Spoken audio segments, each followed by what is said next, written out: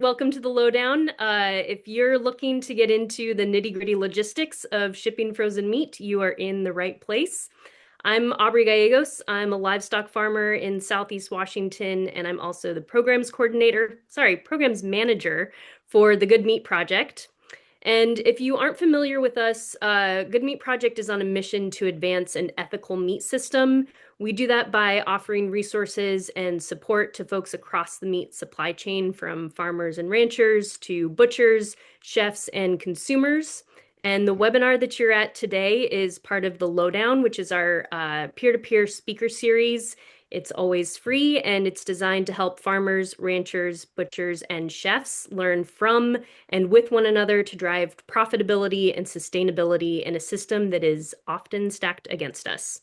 So these webinars are designed to be conversational. We'll start with some questions that we have, as well as some questions that you all submitted ahead of time. But please feel free to drop in anything that comes up for you, any questions, drop them in the chat as we go along.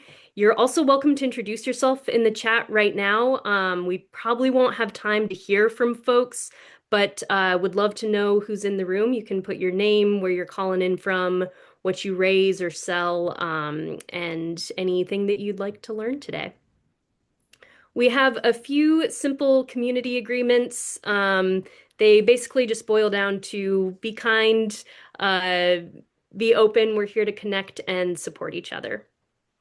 This lowdown is recorded, and it'll be available to watch on YouTube afterwards. So we'll send a follow-up email with a link to the recording and any resources that come up today. So if you need to leave early, or if you want to make sure that you remember something, don't worry, you'll have a chance to watch this again. So we had overwhelming response to this topic and a record number of registrations and questions submitted ahead of time.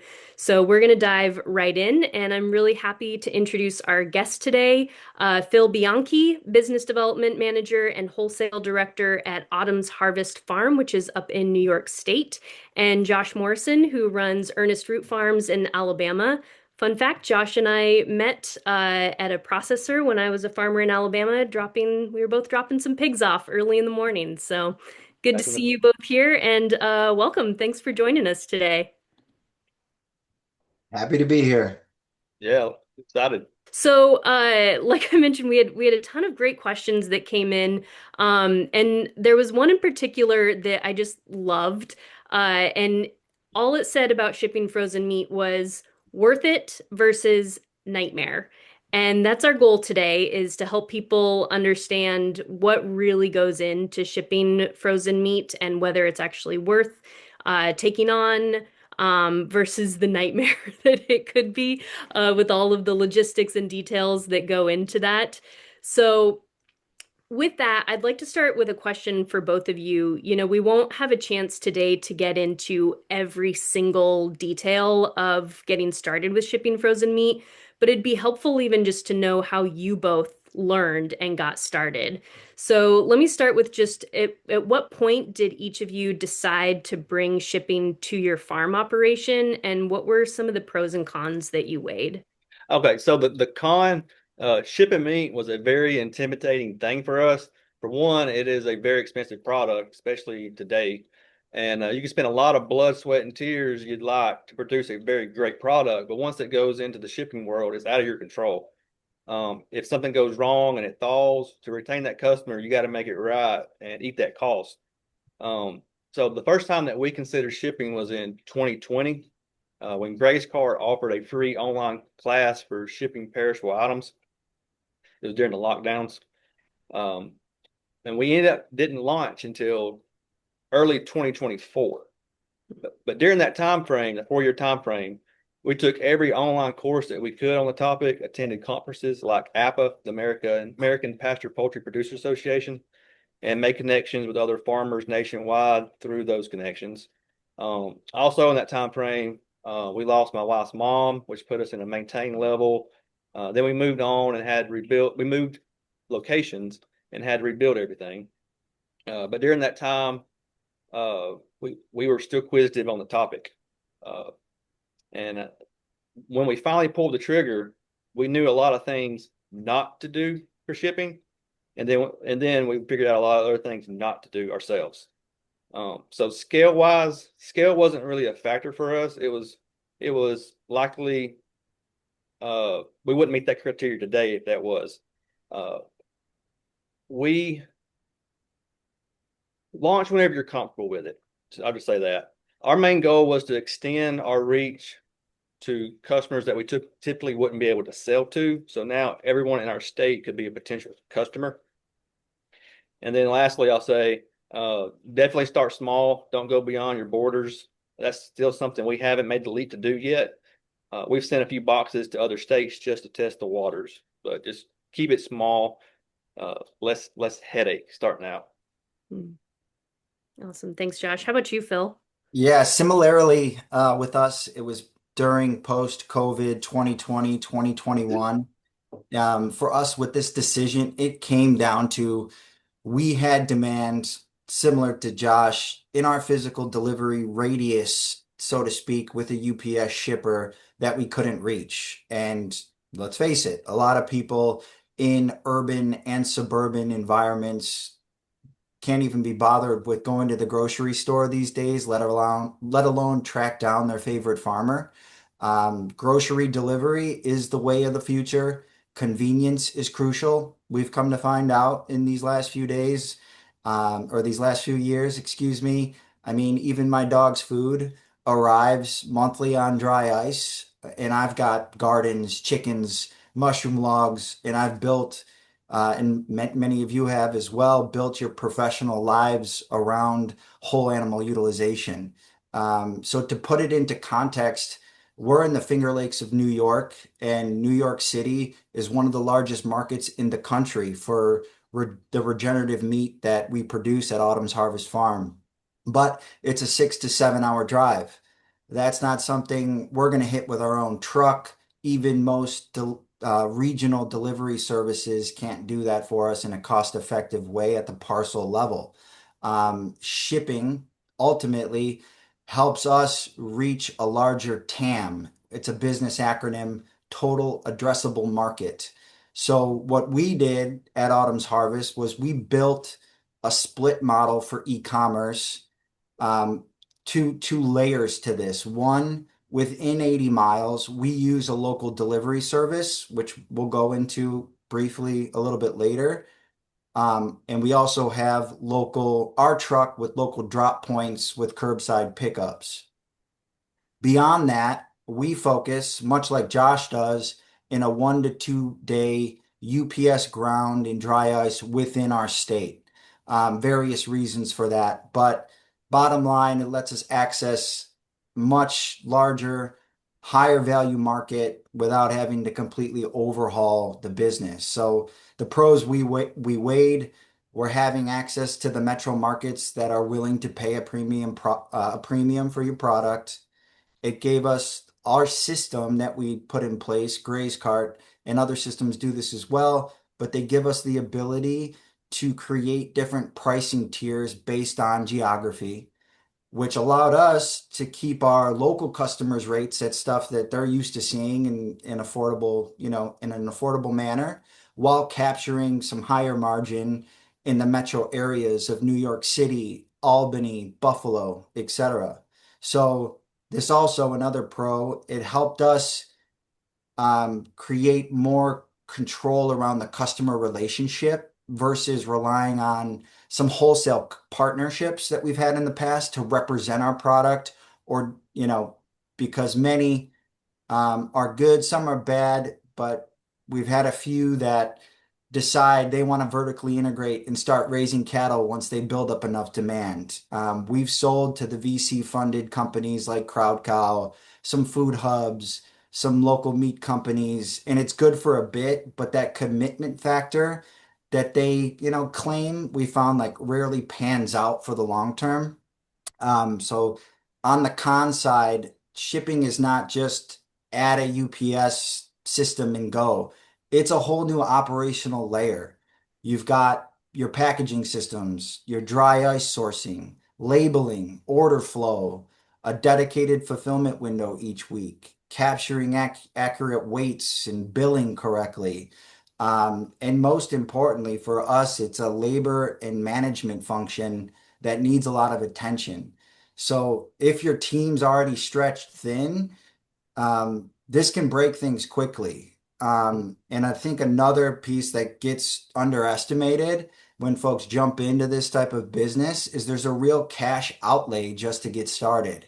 This isn't just print a label and ship a box. You're tying up cash in insulated boxes and liners. Sometimes, a lot of times, by the pallet. You've got dry ice or gel packs or both. You've got a label printer now and supplies, butcher paper, marketing inserts, packing slips, software subscriptions. I mean, the list goes on and on. And then, of course, you've got your direct and indirect labor. So for us, when you actually do run the numbers, you've got to be very careful because you got to figure out where you're going to break even on that. And we've got a shipping calculator that we'll go into a little bit later, but you need to understand what your real costs are, what your average order value needs to be to get to where those free shipping thresholds sit per delivery zone, and how much margin you're actually willing to give up and subsidize that parcel getting to your customer's front door. Because if you don't dial that in, it can very easily turn into um, shipping product out the door and losing money on every single order.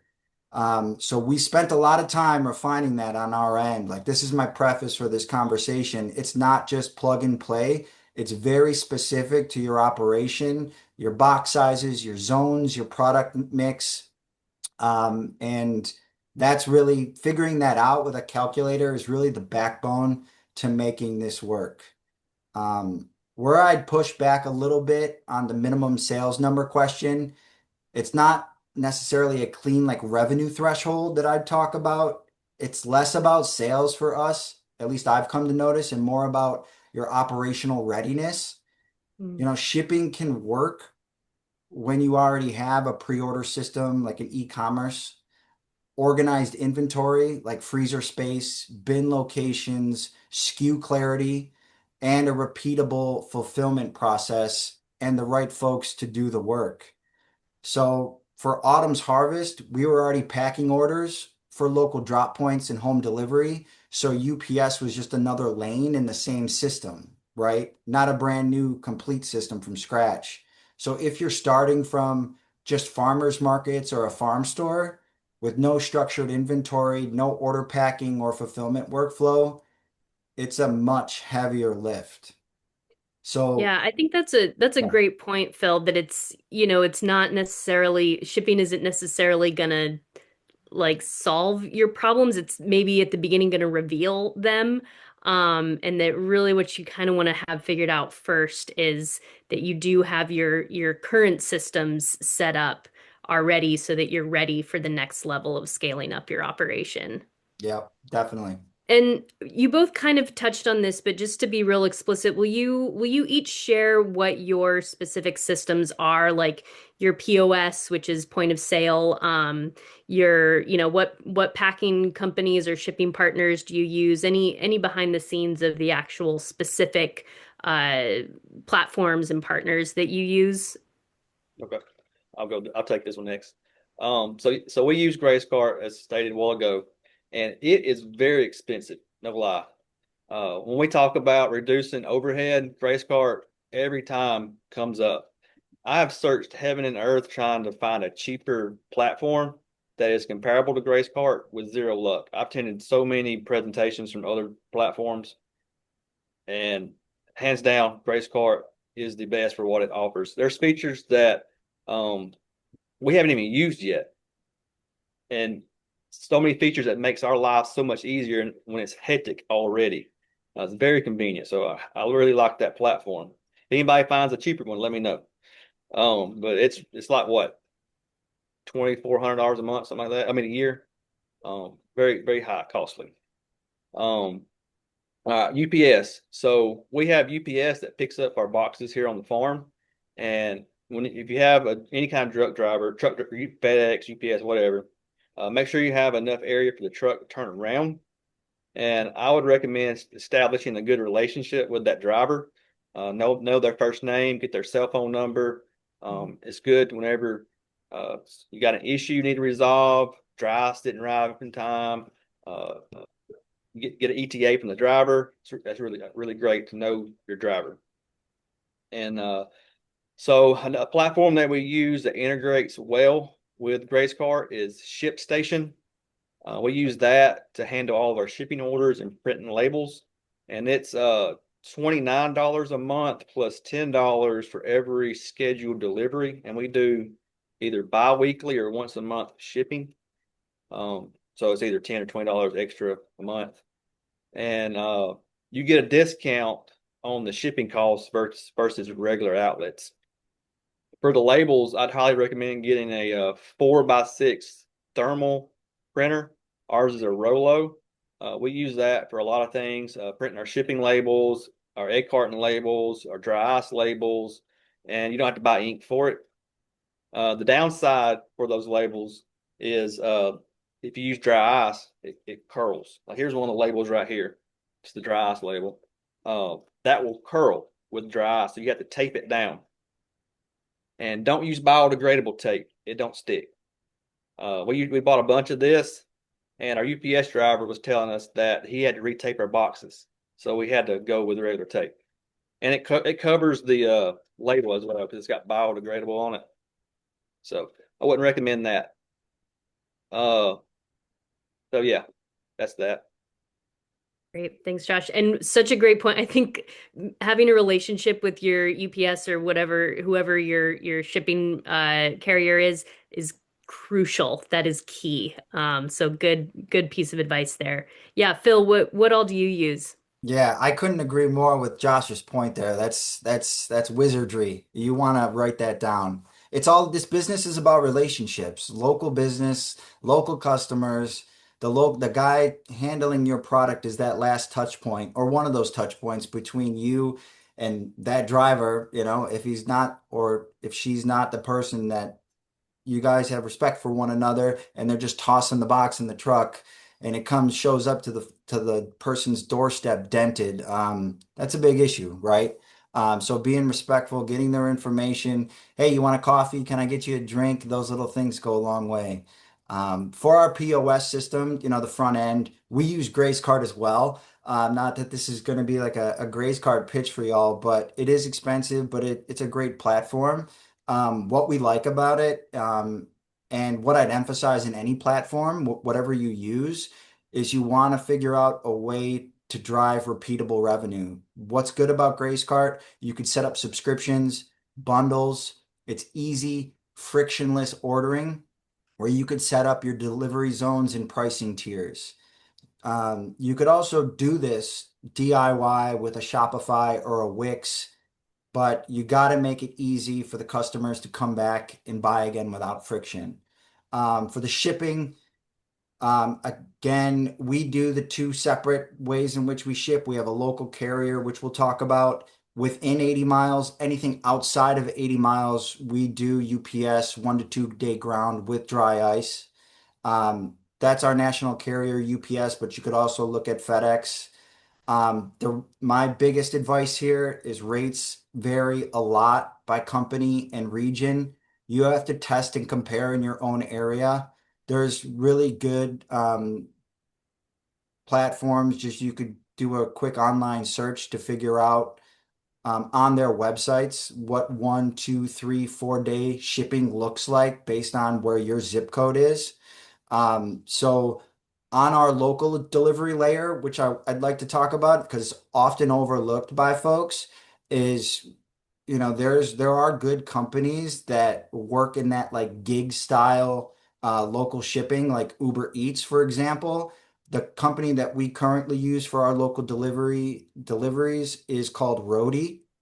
Um, but we're exploring a partnership with more of a white glove service for our higher density areas. It's called Trellis, Trellus, because they offer personalized dispatch oversight, professional drivers, and again, it's more of a white glove experience for premium, high value users that care about really great product that you're trying to sell. And that becomes important when you've got high density, repeatable delivery routes. So on the back end for the shipping tools, kind of the glue that makes it all work, when you need to generate labels, rates, workflows, ShipStation, Shippo, or ShipFare are some of them. We use ShipFare because it integrates directly with Gray's Cart. Order flows automated, and but ShipFare also integrates with Shopify, WooCommerce, BigCommerce, Squarespace, Wix. So, if I had to simplify it, you want your front end to make ordering easy and repeatable. You want that middle to choose the reliable carrier and a back end system that keeps your fulfillment tight and consistent.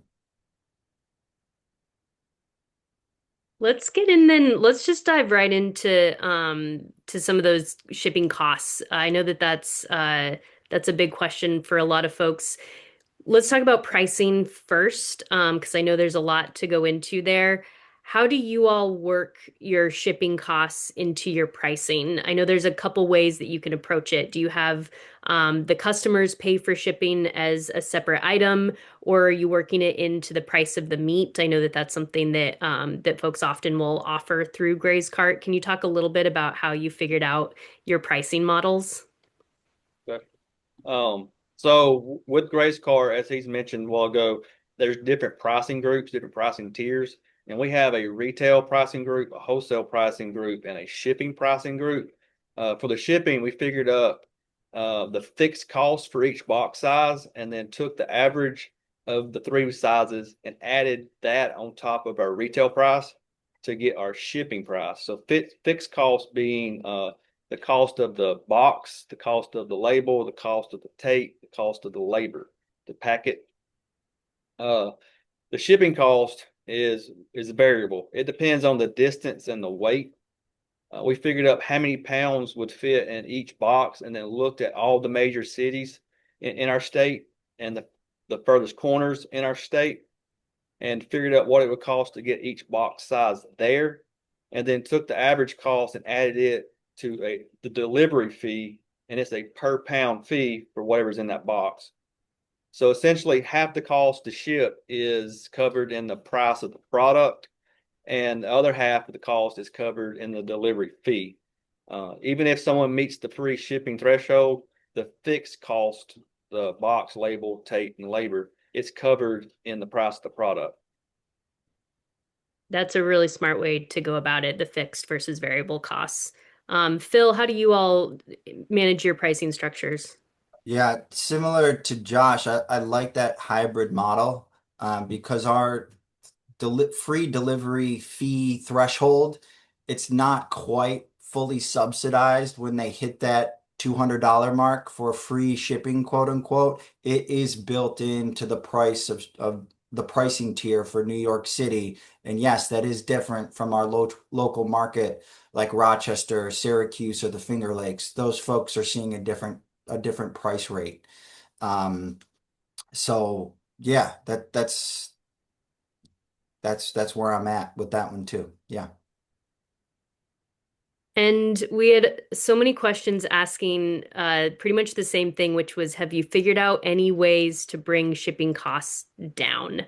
I know that's a massive barrier for a lot of people, is just seeing how high those costs really are when we're in a culture right now where folks are used to like Amazon, free shipping. Have you figured out any ways to either bring those costs down or communicate that to your customers so that they understand what the real situation is? So scale always helps, right? To get the cost down. But ultimately, it's up to you or someone within your business or family to do the research. Check packaging, coolant, and carrier costs in your area. As you scale, like I said, those prices go down significantly. Consider buying in bulk and getting quotes from multiple providers. Go even to the manufacturers and see what it looks like to buy in larger volume versus, the case price for resellers for those smaller lots. Ask and understand what those economies of scale look like because they make a huge impact. Ask, okay, what's it going to cost me if I bought a case of this? Okay, what does it look like to buy a pallet? And okay, maybe I'm not going to do that for my pilot run for 2 or 3 months, but a year from now, can we put, a benchmark out there to get us where we need to be? Because, you know, a, if your unit cost can go down by 50%, that makes a huge deal. Another thing that happened with us, is our local delivery service that we utilize, Roadie, our $2,000 a month subscription for this contract, and that is a hefty number, went down to zero once we hit 200 orders per month. So Hmm. again, scale happened and the price dropped from 2,000 to $0. Of course, we are paying a per delivery fee, but we were already going to be paying that regardless. But once we hit that 200 order mark, that went away completely. Um, Also, to get your shipping costs down, start small with less expensive styrofoam and gel packs for that first couple of months to get your R value per dollar initially down. Then upgrade to a more eco-friendly option like Climacell and then dry ice. Also, for your regional UPS delivery postage, if you use a company like ShipFare or another postage rate reseller for discounted shipping rates, they bundle demand from multiple companies and in turn negotiate lower rates for their customers. Bottom line, for the most bang for your buck, start with 1 day ground. And I can't emphasize this enough. Stay away from heavy parcels. In many cases, it's cheaper to to send two 30-pound parcels than it is to send like a large 50-pound plus parcel. So find that sweet spot and manage your fulfillment process, your offering, your bulk bundles accordingly, and know when to split those orders. Same thing with box sizes, right? When you exceed a certain number of inches, they charge you an oversize fee. So just knowing some of that ahead of time. Yeah. You both have mentioned dry ice, foam coolers. Can you talk a little bit about what you all have learned about the best way to keep meat cold? Okay, I'm gonna go back and add to that. Well, Yeah. we use the green cell biodegradable boxes, and that's what we went with right out the gate. And we went with dry ice right out the gate. And to get our costs down, um, we're considering using a non-biodegradable box now because they're so expensive, and maybe doing a return label, and the customer sends us the box back and they get a credit or something. Mm. We're considering that, but haven't pulled the trigger on it. Um, so, and then you asked about the dry ice. Um, so we've only ever used dry ice, and we do a minimum order of 15 pounds. So essentially everything in the box is a ice pack. So a 3 to 4 pound bird is a big ice pack. So is a 1 pound chub of ground beef. Uh, Anything that is thin like bacon or has seasoning, it thaws faster. So we tend to try to keep it in the center of the box, not on the outsides. And because the dry sublimates and it settles down. Um, so, and for the dry ice, we get our dry ice from a local welding shop. It's like 30 minutes away from us, and it's like $2 a pound. And then there's a Publix that's 10 minutes away, and their dry ice is like $2.99 a pound. But there's several times that we're in a pinch. We couldn't go to the welding shop and called Publix, and they say they have it. When we get there, it wasn't there. So I'd recommend finding a reliable dry ice source. Um, and for the dry ice, or on that topic, uh, here's our dry ice label, and it's just a warning label. It says do not touch with bare hands, and it I think UPS, if it's over 5 pounds of dry ice in the box, you got to declare it. So we don't get more than 5 pounds in the box. But we put this on the inside flap of the box, which is on this little liner right here. I'll show that box better in a minute. But that's for the customer to see. So just to cover us, because we live in a world where everybody's sue happy, want to get things for nothing. So that's cover us. Yeah. Right. I mean, to reiterate there, no space voids, fill with cold Yes. packs, use your insulation, and test out a few different options. There's nothing stopping you from sending meat to some friends and family to figure out the most cost-effective option for you. Start small and don't be afraid to fail with your friends and family. So that's what I'll say to add to that one. Yep. And how do you both handle seasonal fluctuations? Josh, I've been in Alabama in the summer and it's brutal. Do you have to make adjustments, shipping the same order in December versus shipping it in August? So for the most part, we do 3-day shipping throughout the year, except for the hottest part of the year. We'll do the 2-day shipping to get it there quicker. And that's because we had a friend that ordered some meat, and it arrived. It was like in July, and it arrived on the outside was partially thawed a little bit, and fortunately he was cooking it the same day, so no big deal. Um, but so we transitioned to the 2-day at least during the hottest part of the year, and to account for that increased cost, we'll increase our delivery fee or our wholesale, I mean shipping price. Will increase that up per pound or per item to kind of cover that increased rate. Yeah, that makes And back sense. and back to the dry ice. I forgot to say this a while ago.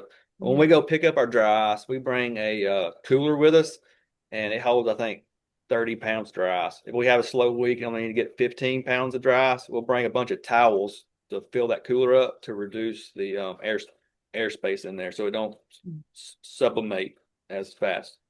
Yep. And then also, uh, we'll pack our boxes the day before and put our boxes in a freezer. The box and the liner, everything's packed, so it gets everything the same temperature, and it kind of like helps extend the life of the dry ice. And this is one of the boxes here. I'll keep talking about it. So this is the green cell liner. It's biodegradable, and it's made out of corn. You can compost it. It dissolves with water. The downsides to those are you got to order pallets of them. I think we order 3 sizes: a small, medium, and large.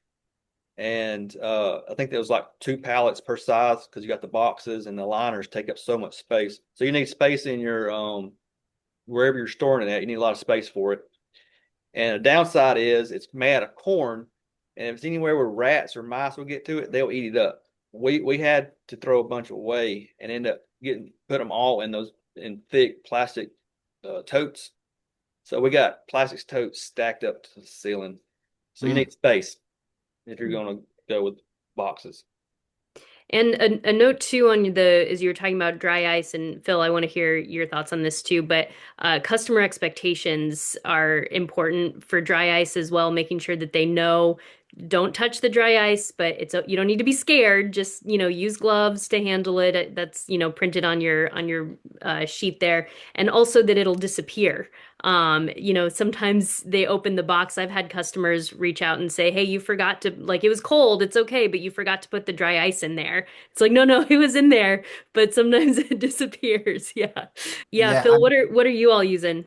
We use the same exact process as Josh does, all the way from picking up from a local supplier, packing our orders ahead of time, getting them in a freezer. Then when the dry ice shows up the morning of, when UPS shows up, those boxes aren't taped. The orders aren't technically finished until the dry ice comes. They come out of the freezer, get packed with the dry ice, neatly closed, taped. Labels are put on the outside of the box. Then UPS comes to pick up.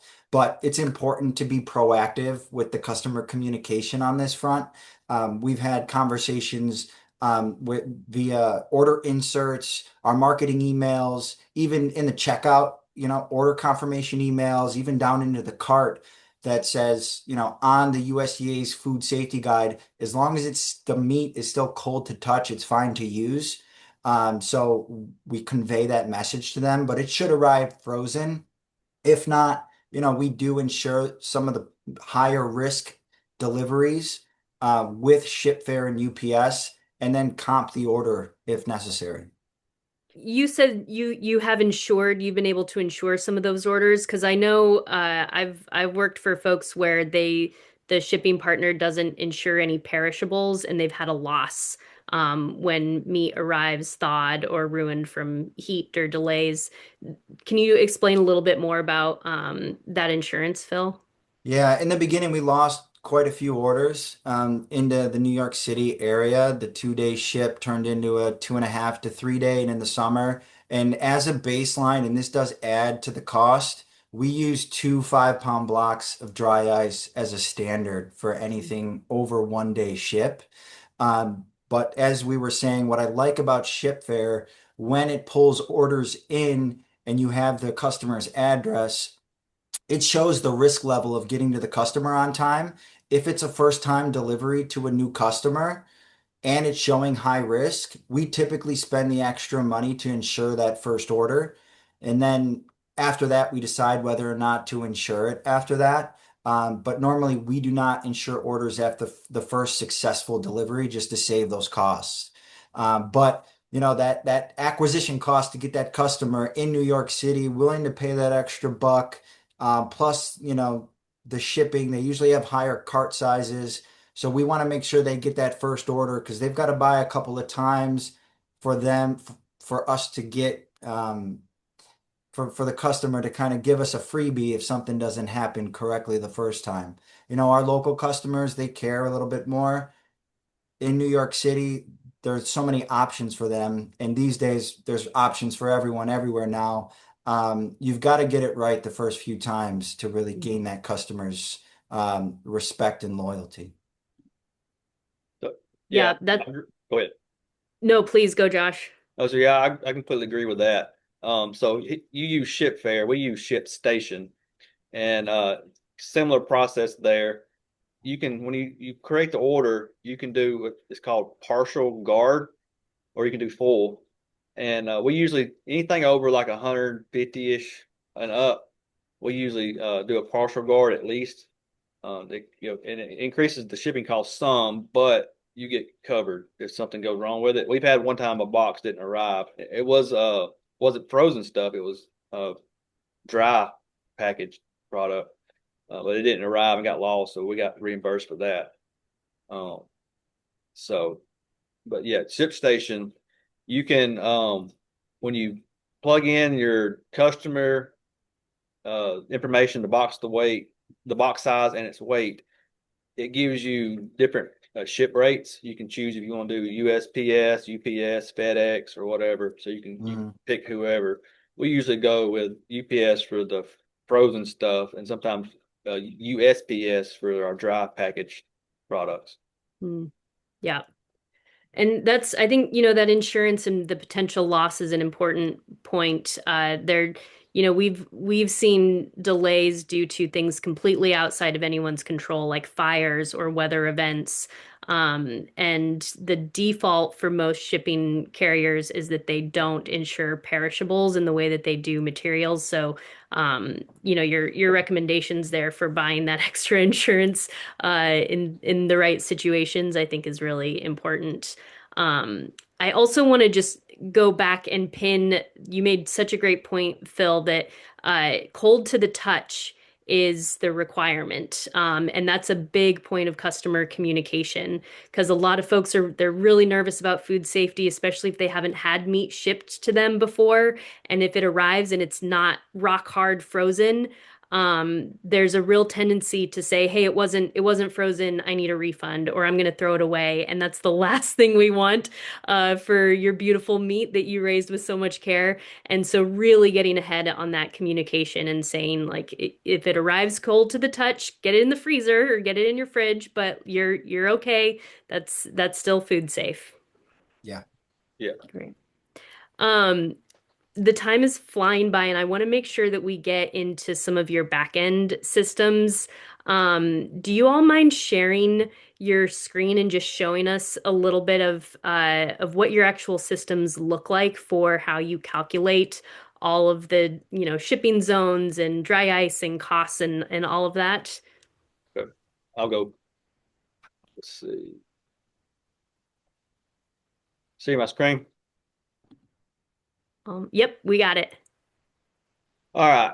So as stated earlier, we do three box sizes: a small, medium, and a large. And what we did was we figured out how much weight fit in each size box, and then we looked at the furthest uh, points in our state and the big cities. So that's here over here, the big cities. And what we did was we figured out that this 17 pounds, this is what it would take to get there. This size box, 16 pounds, so it would average what it would get there, and so on. So the big box holds around 45 pounds. So this is what it would cost to get to those cities. And that's the average. So we added all those up and then took the average. And over here, if you can see it, it says $1.25. These are numbers from I think 2 years ago, so none of this isn't really, it's not accurate now. But we added this to our delivery fee, so that's what I was talking about earlier. We have the the fixed cost in our product, and then we have a delivery fee. So every pound that goes into that box, it automatically calculates $1.25 per pound. And then this one down here is just giving you an idea of what the green cell cost. Now this was like 2 years ago, 2 or 3 years ago when we bought these, but you can see how much more expensive they are. I don't know what the foam boxes cost. I believe they're cheaper, but green cell is definitely adds to your cost. So that is figured into the fixed cost. And Josh, did you create this from scratch or did you get this as a template? Created it from scratch. So this is, I'll show you a clip of I pulled it from. This is my Excel sheet that I put together. So this is what you just saw. And then that right there. So what I do to determine our cost and make sure we're still in the green, for every order, I do one of these like every so often, just to check and to make sure we're still in the green. You might see some of them are probably in the red. Where is it at? Well, some of them we weren't good on. Let me see. Where's it? Oh, here it is. This is the one. Hmm. We lost money. We lost money. We made money. We lost money. Wait, that's not right. That we lost money. We made money. We made money. And the ones that we lose money on is typically the ones that we send more than one box to. If it's one box, we do pretty good. So we have three box sizes, and we're out of the large boxes right now. So we're always having to either use two smalls or two mediums, and it adds to your cost. It adds double the boxes, double the label, double the dry ice, and it usually puts us in the red every time we do two boxes. So I do this every now and then just to make sure we're in the good. And as you can see, a lot of times we're not. It's really costly to ship. Hence, we're wanting to try to change boxes to kind of reduce that cost some. Yep. Yep. Thanks, Josh. That's so helpful to see your behind the scenes, what that actually looks like. Phil, do you want to share what you all have going on over there? Yeah. Give me 1 second here. Okay. Y'all see my screen? Yeah, it's Yes. perfect. Okay, so this is a shipping calculator that I created. This first tab is our lookup table. So similar to Josh, these are the various boxes that we offer, the max weight for each box and the cost. And this isn't just the cost of the box. This is the full Climacell cooler kit at the back to the economy of scale when we buy pallets of this. Then here's our weight ranges for winter or summer of the amount of dry ice that we like to use. Typically, these days we're using 10 pounds of dry ice and then our various shipping zones. And then we've built in the relative cost per box for the and then for the shipping zone. And then there is a variable that will add, 1.25, 1.5, depending on weight, etc. So we've got this next screen is my input screen. And I want to use this for two reasons. One, to show you all of the variables that go into the shipping, but also like how costs can escalate quickly when you're doing some of those things more often than you should, or you're not buying at a big enough rate. So in this, I can set these fields. So the order weight rate, the shipping zone I have set to 2 right now. This drop down is winter or summer. We'll keep it at summer. I'm going to stick with 1 box per order. This packing efficiency is how many orders per hour that my packer can do at his labor rate of 25 an hour. I've also got a failure rate built into this, so 1% of the time it doesn't get to the customer for whatever reason. And then I set an order value just to test my various configurations because, like Josh, we do some bundles, but we also sell a lot of a la carte so folks can build their own carts as they go. Then from there, we can add in a product margin. And then this field here, the target profit after shipping, if I set this to 0, this tells me my break even number on the calculator. For this here in this outlined area, this is just for dry ice. This is how we calculate what it costs to acquire our dry ice. And as you'll see, there's a huge difference in the total acquisition cost if we're getting 10 pieces of dry ice, 10 blocks of dry ice versus 50, just to show you what the economy of scale looks like, right?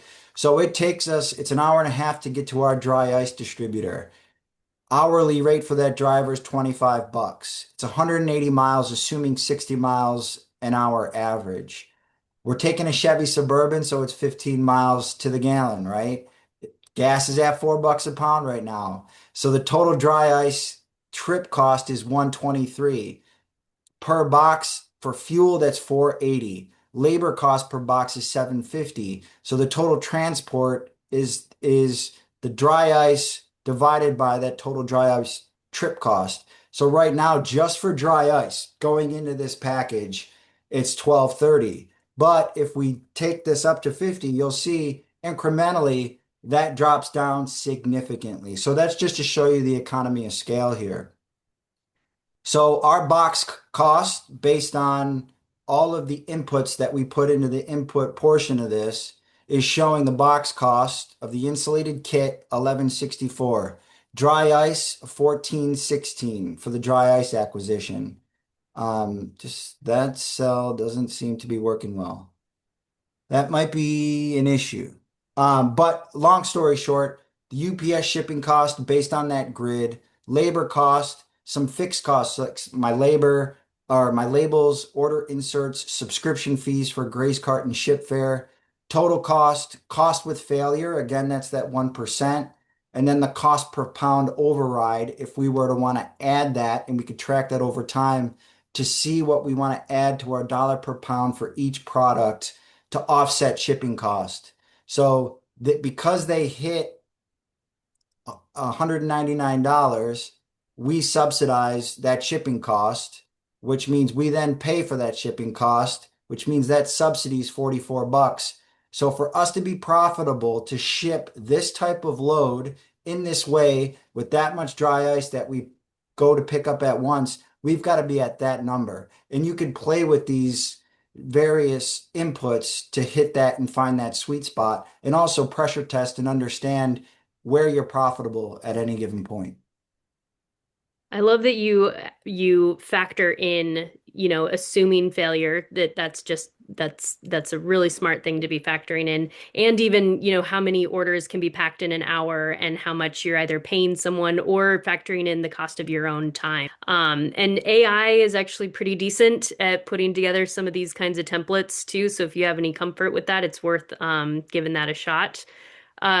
wow, this has flown by. We could use another hour to get into all of this.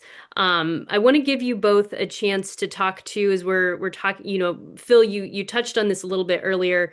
In addition to shipping, other methods of regional distribution, especially for folks who are maybe listening and like, oh, maybe shipping isn't quite the right fit for me, or even if it is, what are some other options for regional distribution?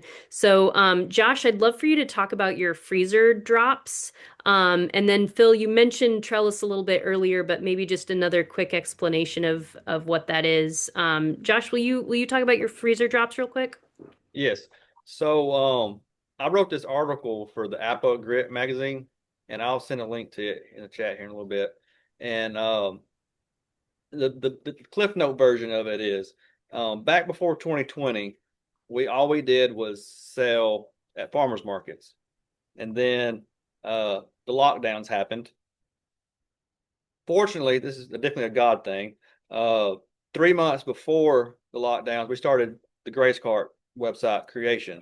So when that hit the lockdowns, we had us an outlet to sell, and that opened us up to we could only do home delivery because we were essential workers, and we would meet people in town, and then that exploded.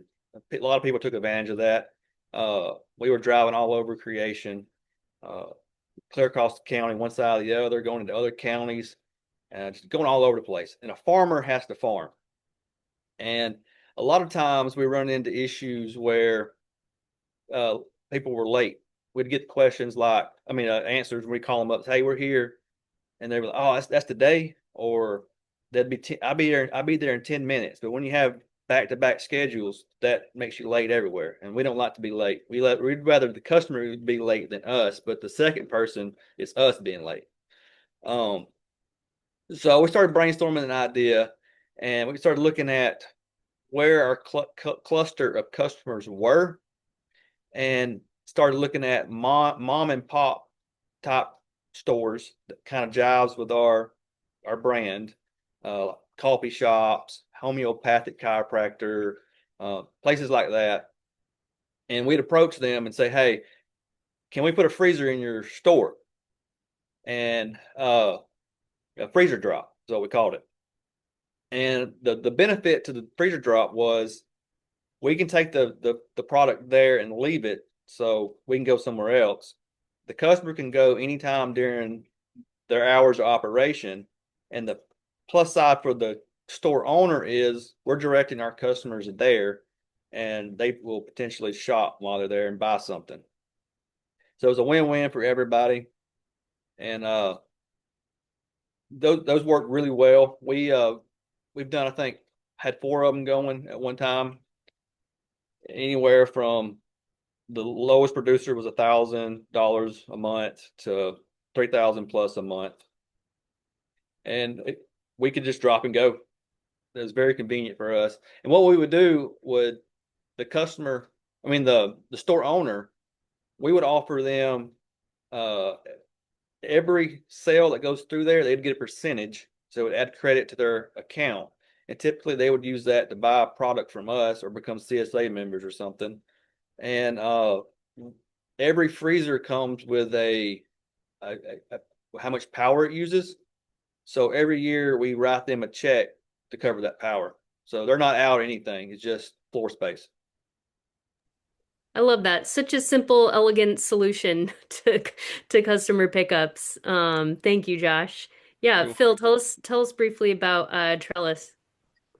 Yeah, to start, I'll talk a little bit about Rody, our current supplier. And like I said, it's a gig style, so you're never sure who's picking up your order at any given week. You put it out to bid and someone could come in 3 or 4 hours, and then they have other stops that they want to pick up along the way. So what we found throughout the summer, especially, it's in somebody's car, and we end up with less than happy customers sometimes. And some of these folks, we liken it to some of these folks look like they're coming straight out of the Hunger Games. They're hardworking individuals, but they show up to the farm and we had one person throw a spare tire out of their car, leave it at the farm, and then take off with all the boxes so it could fit. And so we were looking for a more professional partner because, some of these people that are buying our products live in highfalutin areas, and we want to make sure that sketchy people aren't showing up to our farm, handling our product, and then delivering. So we had a food hub partner that we've worked with in the past, and I actually was a co-owner in. They've been working with them on Long Island, Trellis, to deliver Medicaid prescription food boxes. And they reached out to me and said, these folks are amazing. You should work with them at Autumn's Harvest. They've done over 200,000 deliveries and they've lost less than a 0.5% of packages, and they all get to the last mile delivery. So they're focused on a technology-driven regional last mile commerce platform that empowers small businesses like ours to compete with these national e-commerce players, and it helps strengthen these local economies and local communities. So they've built this amazing model. It's a little bit more expensive. Oh, Uh-oh. Phil, we lost you. It's all right. We'll let you come back. So I can't remember. Have I brought up Grace Cart and Five Marys? Oh no, yeah, just say just a little bit about that. Okay, so we took the Grace Cart free online shipping perishable items class during the lockdowns, but now it's a charge. I'm gonna send a link here in a minute, and they also have a lot of free YouTube videos. You can check on how to ship perishable items. A lot there. But Five Marys has hands down been the best resource for us in learning how to ship perishable items and other things. We took almost every one of her classes, and it's called Five Marys Academy, and she gives you all the resources you need, labels, uh, printable labels, what materials, where to order it, all that kinds of stuff. So if you want that, check her out. Perfect. Thank you, Josh. That's such a great resource. And as I mentioned earlier, we'll share all of these suggestions and resources. There have been some great suggestions in the chat too. We'll share all of those in the follow-up email as well. Phil, I want to give you a chance to finish before we wrap up. You froze right about as you were describing the switch over to Trellis. Okay. What I'll say is it's a little bit more expensive, but it's more of a white glove service to summarize it. If we were paying $15 to $16 for a local delivery, again, within that 80-mile radius, we're now looking at $18 flat fee, predictable routes and predictable drivers that we know and trust with a live dispatch person that we can call, text messages to our customers via encryption. So it's not direct communication. It's through a third-party system where no one has their information shared, photos, confirmations, alerts, and it's a really beautiful system that I think we're going to move to in the future. Amazing. Yeah, we may need another lowdown just on other regional distribution options like that. So thank you both for sharing. We're at time, and I want to share just a couple things that are coming up. Just to wrap up, will you each give maybe like one piece of advice or one last final thought for folks who are considering getting started with shipping? All right. So there's this Travis Tritt song that we really like. It's a country song called "Country Ain't Country No More." Now, line in it goes something like this: He told his daddy to catch up with the times. He said nowadays people trade heifers online. Dad ain't sealing deals with a handshake like before. Country ain't country no more. So, well, in today's time of Amazon, where everyone's buying their groceries online and whatever else they want is shipped to them the next day, uh, it's convenient. In most cases, it's cheaper versus going to a store and you browse shop, getting all kinds of things you don't even got on that list. So shopping isn't the same anymore. Less people going to farmers markets, shaking hands with that farmer, knowing their farmer's first name. So adapt to the times, add another weapon in your arsenal to keep your family farm afloat. Shipping has been another tool for us. And I think it accounts for maybe like 10 to 25% of our sales, something like that a year. Um, so That was perfect, Josh. Phil, Yeah. if you could sing your advice, that would be preferable. Yeah, I don't know if I can top that, but fantastic, Josh. I'm going to say shipping can be absolutely worth it. It's opened up major markets for us and many other farmers that we know and look up to. Um, but it becomes a nightmare when it's layered onto a business that doesn't yet have the systems to support it, right? So the farms that I see and the businesses that I see in the food space that succeed in this are the ones that build that fulfillment backbone first and then plug shipping into it intentionally. Secondly, if you do not have the customers and orders, you need to invest heavily in the marketing engine and and also put out a beautiful product. There's a lot of competition out there. Work with a professional. This meeting's like a great start, but it will mean you or one of your employees needs to dedicate time to figuring this out. I mean, you saw our shipping calculators. That's just one tool and one piece of the puzzle. It can't be done halfway.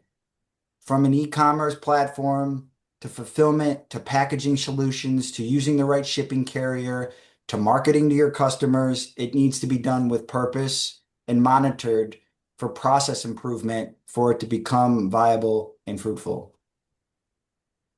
Amazing. Such a perfect way to end. Thank you both so much for not only sharing your experience, but being willing to share all of your back-end systems and showing us what your actual sheets look like and bringing some props for show and tell. This was so informative. Thank you everyone for joining us. If you have, I know we're a tiny bit over time. If you have just a couple extra seconds, I have a few exciting things that I'd love to share real quick. One of which is a partnership that we started here at GMP, specifically for this lowdown. We knew that folks would be looking for shipping, packaging suppliers, so we partnered with Perry Wrap. And they offer eco-friendly cold chain shipping materials like insulated box liners, cold packs, custom printed tape and boxes. And they also have some tools and resources for shipping meat, and they offer one-on-one consultations. So they created a page just for our Good Meat Project community, anybody who's on the webinar or who follows Good Meat Project. And in full transparency and with a lot of gratitude, if you do choose to order from them through this page, they'll donate 5% of your purchases to Good Meat Project through the end of the year. So again, this is just, wanted to share a resource with you all if you are looking for a way to get started with your packaging, and I'll drop a link to that in the chat and I'll share it in our follow-up email. And then I also wanted to share, let me see if I can switch my slides here. Our next lowdown coming up is really exciting. On May 14th, we're going to have a lowdown on building rebel menus with organs and offcuts with Chef Evan from Off Alley, Seattle. You might recognize his name. He was just featured in the New York Times. They gave him a pretty rave review, and I had the privilege of getting to eat at this restaurant a couple weeks ago, and it was one of the best meals I've had, period, organs included or not. And really excited to get into, we need more nose to tail cooking in restaurants, and he's doing some brilliant, exciting stuff. So please join us for that. Even if, even for farmers who are interested in selling organs and offcuts to local restaurants, this would be a great webinar to join. And lastly, if you are not already on our Good Meat Finder and you sell meat in any capacity, please join this directory. It's a directory that we launched about a year and a half ago for values-driven meat businesses. So not just farms and ranches, but also butcher shops, restaurants, and retailers. It's a great way to showcase your values and increase your findability. It's free to join, and it takes about 5 minutes. And I will also share a link to that in our follow-up email.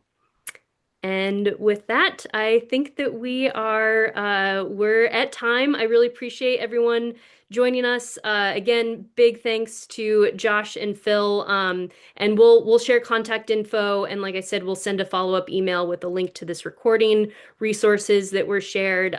Phil's dropping his contact info, and we'll share that later as well. And we hope to see you at our next lowdown.